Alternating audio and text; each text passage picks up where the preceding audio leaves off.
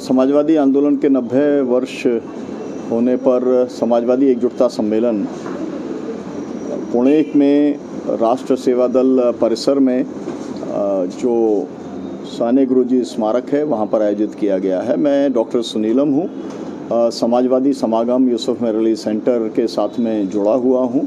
आयोजक संगठन जो हैं वो राष्ट्र सेवा दल है, यूसुफ मेहर अली सेंटर है, SM जोशी सोशलिस्ट फाउंडेशन है, समाजवादी समागम और महाराष्ट्र गांधी स्मारक निधि है।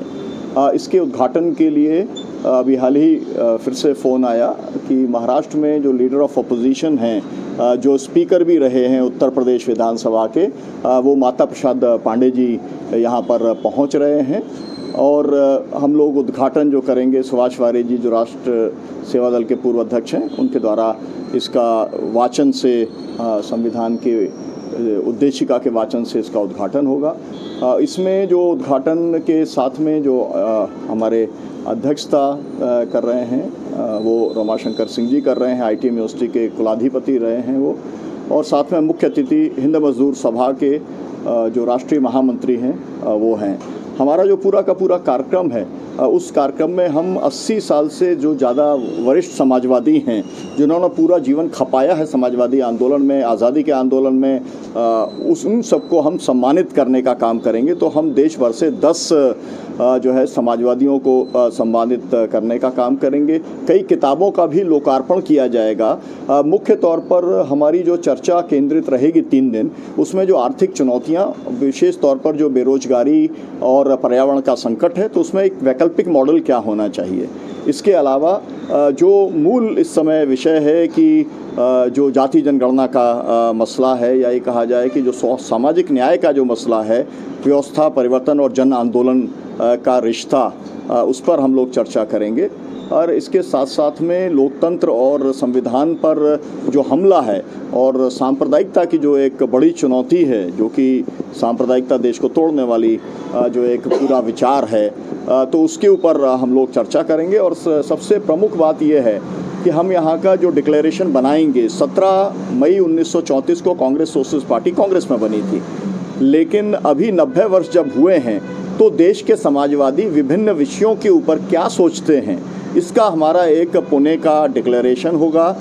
उसके ऊपर अगले 10 साल तक काम करने के लिए युवाओं की एक समिति बनेगी, जो 30 साल से नीचे के युवा होंगे, जो अगले 10 वर्षों तक बाकी सभी जो वरिष्ठ समाजवादी हैं देश भर के, उनके सहयोग से, मदद से, मार्गदर्शन से जो है वो काम करने का काम करेंगे। कल प्रधानमंत्री का 75 साल पूरे हो रहे हैं और उन्होंने कहा था कि 75 साल के बारे में तो आप जानते हैं जी, तो उसके बारे में देखिए, उन्हें जो है तत्काल प्रभाव से इस्तीफ़ा देना चाहिए, क्योंकि उन्होंने असल में जो फोर्स्ड रेजिग्नेशन जो है उन्होंने अडवाणी जी का कराया, जिन्होंने भाजपा को बनाया और उनको भी बनाने का काम किया, और मुरली मनोहर जोशी जी का कराया, मेरे यहाँ से सुमित्रा महाजन जी का कराया, और बहुत सारे जो दिग्गज, मुरली मनोहर जोशी का कराया।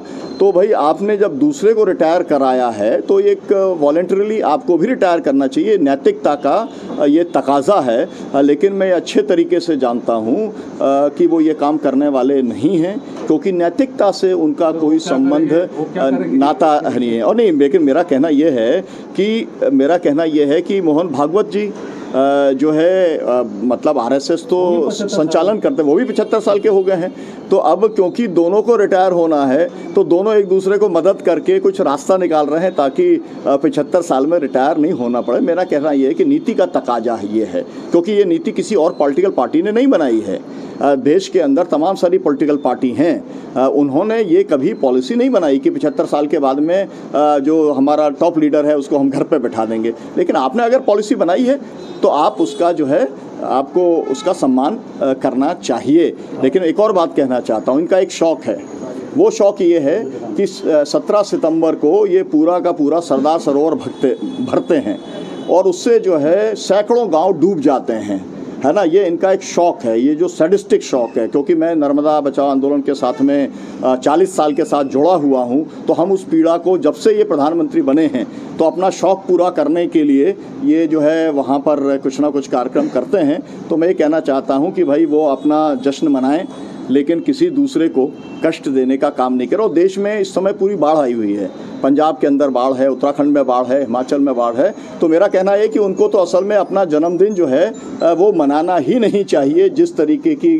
जो है एक बहुत ही कष्टपूर्ण परिस्थिति प्राकृतिक आपदा के चलते और मैनमेड जो आपदा है पूरी पंजाब की उसके चलते जो बनी है, तो मुझे कहता हूं कि उनकी घोषणा उन्हें करनी चाहिए कि हम अपना जन्म दिवस देश के अंदर जो एक तरीके का दुख का वातावरण है, शोक का वातावरण है, उसमें हम नहीं मनाएंगे। वोट चोरी जो है